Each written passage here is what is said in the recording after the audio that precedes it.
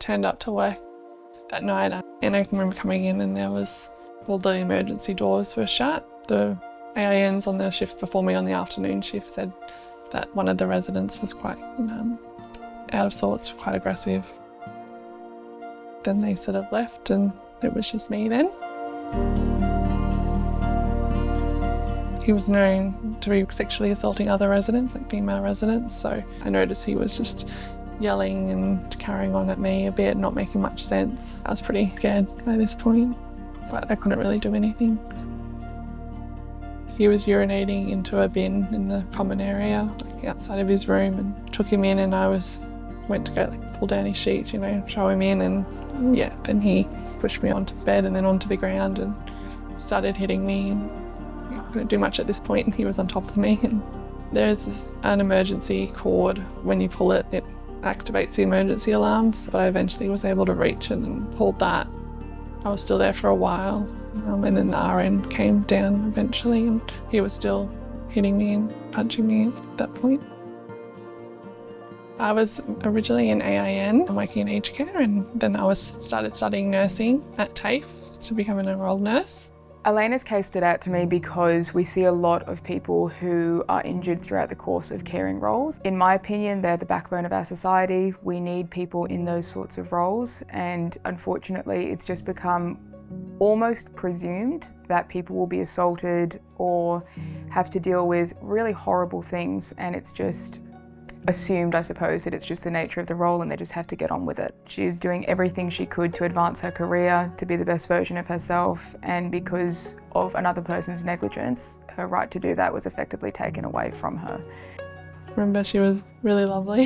Yeah, Drew always made me feel comfortable and safe. Always wanted to answer questions and listen to me cry a lot.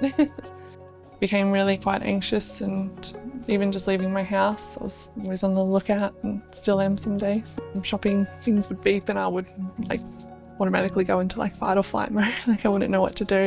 An employer has an obligation to keep their employees safe in the workplace.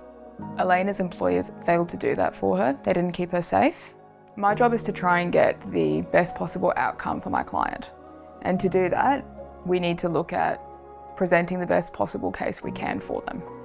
Commencing a work cover claim can be a really tricky process to navigate, and unfortunately sometimes it just depends on who you have as your claims manager as to how the experience will go for you. So unfortunately for Alaina, she did not have a very nice experience, and I think that having a lawyer involved really assisted her during that time.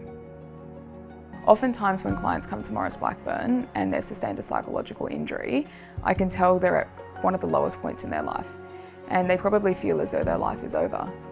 And I hope that what they understand after the finalisation of their claim is that it's really not. I do remember she would always say, because I would always ring up worried about something, and she would say, "Alaina, do what's best for you, not for the claim." She always gave the best reassurance. Always amazed me how good her memory is, knew every little part of my claim.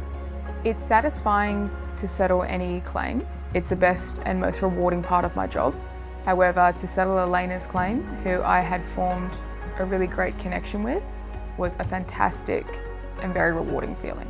So no win, no fee was really important. Yeah, maybe not have to worry about the costs of it or anything. I guess a lot of people think, lawyers are expensive, but yeah, I never was once in out of pocket with the whole process. It was amazing.